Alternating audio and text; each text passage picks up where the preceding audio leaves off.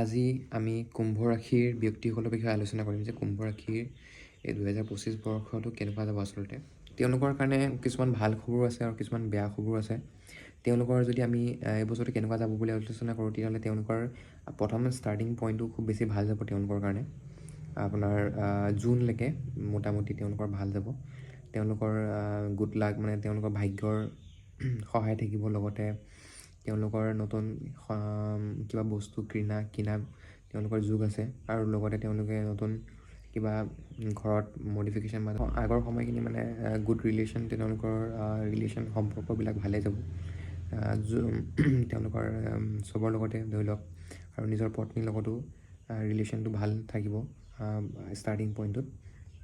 তাৰপিছত নতুন কিবা ৰিন'ভেশ্যনৰ কামো তেওঁলোকে হাতত ল'ব পাৰে। তাৰপিছত যদি আমি কথা পাতোঁ বৃহস্পতি, তো বৃহস্পতি থাকিব পঞ্চম স্থানত। তো বৃহস্পতিয়ে তেওঁলোকৰ চতুৰ্থ স্থানৰ পৰা গোচৰ কৰি পঞ্চম স্থানলৈ আহিব। তো তেওঁলোকৰ নতুন কিবা ৰেচপনচিবিলিটিজ দিব পাৰে বৃহস্পতিয়ে। নতুন কিবা বিজনেছ তেওঁলোকে হাতত ল'ব পাৰে, বা কৰ্মক্ষেত্ৰত তেওঁলোকৰ প্ৰমোশ্যন হ'ব লাগে। একেবাৰে মানে বৃহস্পতি যিটো আপোনাৰ 14 মে' 2025 ৰাশি পৰিৱৰ্তন কৰিব, তো তেতিয়ালৈকে লাষ্টৰ সময়টোত তেনেকুৱা কিবা তেওঁলোকে প্ৰাপ্তি কৰিব পাৰে। আৰু নতুন তেওঁলোকৰ চাকৰিও পৰিৱৰ্তন হ'ব পৰা সম্ভাৱনা আছে। আৰু তাৰপিছত যেতিয়া বৃহস্পতি আহি পেলাই পঞ্চমলৈ যেতিয়া বৃহস্পতি আহিব, তেতিয়া তেওঁলোকৰ সন্তান প্ৰাপ্তি কৰিব পাৰে, যোগ আছে সন্তান প্ৰাপ্তি। আৰু তেওঁলোকৰ লগতে কনচেনট্ৰেশ্যন, যদি শিক্ষাৰ্থীসকলৰ কাৰণে যদি ভাল কনচেনট্ৰেশ্যন পাৱাৰ ইনক্ৰিজ হ'ব। লগতে তেওঁলোকে নতুন কিবা মানে পঢ়িবলৈ মেলিবলৈ তেওঁলোকে ক'ৰবাত শিক্ষা ল'বলৈ তেওঁলোকে যাব পাৰে। আৰু তেওঁলোকৰ হায়াৰ এডুকেশ্যনৰো চান্সেছ আছে। আৰু লগতে বিজনেছ কৰাসকলৰ কাৰণেও বহুত বেছি শুভ হ'ব। তেতিয়া আমি শনিৰ লগত আলোচনা কৰোঁ যে শনিৰ গোচৰটো আচলতে কেনেকুৱা যাব। কুম্ভ ৰাশিৰ শনি যিটো প্ৰথমতে 4.5 তেওঁলোকৰ চলি আছে বৰ্তমান সময়টো। তেওঁলোকৰ এতিয়া যিহেতু শনি মীন ৰাশিলৈ প্ৰৱেশ কৰিব আপোনাৰ কুম্ভ ৰাশিৰ পৰা, তেতিয়াহ'লে শনি যেতিয়া মীন ৰাশি বা কুম্ভ ৰাশিলৈ প্ৰৱেশ কৰিব, তেতিয়াহ'লে তেওঁলোকৰ যিটো শনি একেবাৰে মনৰ শান্তিটো অলপ ঘূৰি আহিব। যিহেতু একেবাৰে আপোনাৰ ডিপ্ৰেছ আৰু ষ্ট্ৰেছত ৰাখিছিলে শনিয়ে, কোনো ডিচিজন বনাব নোৱাৰা শক্তি আপোনাক মানে ডিচিজন বনাব নোৱাৰা কৰি তুলিছিলে। তো সেইবিলাকৰ কাৰণে আপোনাৰ কমিব। লগতে যদি আপোনাৰ বহুত বেছি হেল্থৰ লগত ৰিলেটেড, যদি বহুত বেছি মানে ডিজিজৰ লগত মানে চেষ্ট ৰিলেটেড বা পেইন, আপোনাৰ বনৰ লগত যদি পেইন কিবা পাই আছিলে, তো সেইবিলাকতো অকণমান ৰিলিফ পাব। এনেকুৱা নহয় যে একেবাৰে ৰিলিফ পাই যাব, তো কিন্তু তাত বহুতখিনি ক্ষেত্ৰত আপোনালোকে ৰিলিফ পাব। আৰু লগতে মেৰিজৰ লগত যদি বাধা ৰিলেট কৰি আছিলে, মানে কোনোবা বিয়া পাতিবলৈ মন কৰা নাছিলে, বা ধৰি লওক বিয়া ক্ষেত্ৰত কিবা যদি বাধা দি আছিলে, তো সেইবিলাকৰ ক্ষেত্ৰতো আপোনাৰ ভাল ৰিজাল্ট দিব, মানে সেইবিলাকো কমিব। লগতে আমি যদি আলোচনা কৰোঁ, এতিয়া যদি আমি ৰাহুৰ ওপৰত আলোচনা কৰোঁ, তেতিয়াহ'লে ৰাহু যিহেতু আপোনাৰ দ্বাদশ স্থানৰ পৰা লগ্নলৈ যিহেতু কুম্ভ ৰাশিত যিটো প্ৰৱেশ কৰিব ৰাহুৱে মাৰ্চৰ সময়ত, তো ৰাহুৰ যিহেতু কুম্ভ ৰাশিত প্ৰৱেশ কৰাৰ পাছত তেতিয়াহ'লে আপোনালোকৰ অলপ ডাউটফুল নেচাৰটো ইনক্ৰিজ হ'ব পাৰে। চন্দ্ৰৰ লগত যিহেতু ৰাহু থাকিব, সি অলপ ডাউটফুল, অভাৰ থিংকিং, ষ্ট্ৰেছ এইবিলাক অলপ মানে বঢ়াব পাৰে।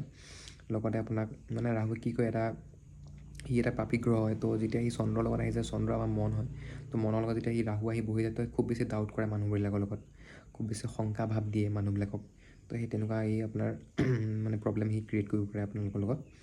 আৰু যিহেতু কেতু সপ্তমত আহিব ৰাহু লগ্নত আহিলে, তো কেতু সপ্তমত আহিলে আপোনাৰ পাৰ্টনাৰৰ লগত অলপ আৰ্গুমেণ্টছ থাকিব পাৰে। মানে যি লওক আপোনাৰ ৱাইফক হওক, বা ধৰি লওক আপোনাৰ যিহেতু বিজনেছৰ লগত ৰিলেটেড যিকোনো পাৰ্টনাৰ হওক, তেওঁলোকৰ লগত আপোনাৰ অলপ আৰ্গুমেণ্টছ থাকিব পাৰে। সেইকাৰণে আপুনি তেওঁলোকৰ লগত মানে আলোচনা কৰিলে, তো আপুনি অলপ সাৱধানে আলোচনা কৰিব। আৰু লগতে নতুন কিবা ট্ৰেভেলিঙৰ আপোনালোকৰ যোগ বনাব পাৰে, ক'ৰবাত ফুৰিবলৈ মেলিবলৈ যোৱা। আৰু সি মানে আপোনাক লগতে যিহেতু সপ্তমত কেতু আহিলে, কেতুৱে মানুহক অলপ দুখ দিয়ে। তো কেতুৱে কি কৰিব, আপোনাক সপ্তমত আপোনাৰ পাৰ্টনাৰৰ লগত আপোনাক অলপ মানে হাৰ্ট কৰিব পাৰে পাৰ্টনাৰৰ ফালৰ পৰা। যিকোনো ক্ষেত্ৰত হওক, আপোনাৰ ৱাইফে হওক, বা ধৰি লওক আপোনাৰ কৰ্মজীৱনত থকা পাৰ্টনাৰে হওক, সি আপোনাক কিছুমান ক্ষেত্ৰত আপোনাক হাৰ্ট কৰিব পাৰে। আৰু অলপ মেৰিজ লাইফতো কিছুমান প্ৰব্লেমছ ক্ৰিয়েট কৰিব পাৰে। তো সেইটো কাৰণে আপোনালোকে অলপ সাৱধানে থকাটো উচিত। আৰু তাৰপিছত যদি আমি একেবাৰে শেষত আলোচনা কৰোঁ যে মোটামুটি স্বাস্থ্যৰ ফালৰ পৰা কেনেকুৱা যাব, তো স্বাস্থ্যৰ লগ্ন অধিপতি শনি হৈ পেলাই দ্বিতীয় স্থানলৈ যিহেতু আহিব, তো শনিৰ ইমান খুব বেয়া প্ৰকোপ নাপায় আপোনালোকে। লগতে আপোনালোকৰ বহুত বেছি ডিপেণ্ড কৰে যে আপোনালোকৰ মেইনলি প্লেনেটছবিলাক আপোনাৰ শনিখনত কোনটো কোনটো পজিশ্যন আছে, তো সেইটো ভালকৈ চাই পেলাইহে আপোনালোকৰ একেবাৰে একুৰেটলি ডিচিশ্যনটো ক'ব পৰা যায়। এইটো আপোনাৰ জাষ্ট এইটো আপোনাৰ অকল চন্দ্ৰ লগ্নটোৰ ওপৰত চাই পেলাই কথাখিনি কোৱা হৈছে। তো আপোনাৰ যদি কিছুমান কথা মিলিব পাৰে আৰু বহুতখিনি কথা নিমিলিব পাৰে। একুৰেচিটো দিব আপোনাৰ লগ্ন শনিখনে কি কৰিছে, তাত কেনেকুৱা পজিশ্যন আছে, কোনটো গ্ৰহৰ দশা চলি আছে, সেইবিলাকো বহুত বেছি ডিপেণ্ড কৰে। তো সেইকাৰণে আপোনালোকৰ মেইনলি যদি আপুনি বহুত বেছি কিবা প্ৰব্লেম ফেচ কৰিছে, তেতিয়াহ'লে আপুনি এজন এষ্ট্ৰলজাৰৰ লগত কনচাল্ট কৰক। তেওঁলোকে চাই পেলাই আপোনাক মূল কথাখিনি আপোনালোকক জনাব। মই জাষ্ট এটা অল অভাৰ কেনেকুৱা হ'ব কুম্ভ ৰাশি তাৰ ওপৰত এটা প্ৰিডিকশ্যন দিছোঁ। মানে কি কৰা উচিত বুলি ক'বলৈ গ'লে, তেতিয়াহ'লে এই বছৰটোত তেওঁলোকে যদি পাৰে কাল ভৈৰৱৰ যোনটো মন্দিৰ আছে তাত তেওঁলোকে দৰ্শন কৰক। কাল ভৈৰৱৰ মন্দিৰত তেওঁলোকে ভালকৈ গৈ পেলাই প্ৰাৰ্থনা কৰক বা ধৰি লওক তাত পূজা দিয়ক। আৰু লগতে তেওঁলোকে যদি শিৱ পূজা কৰে আৰু প্ৰত্যেক সোমবাৰে যদি শিৱ মন্দিৰত গাখীৰ মানে দি শিৱলিংগত যদি ঢালে, তেতিয়াহ'লে তেওঁলোকৰ কাৰণে বহুত বেছি শুভ হ'ব। নাইতো তেওঁলোকে ঘৰতো এভাগ শিৱ পূজা পাতিব পাৰে।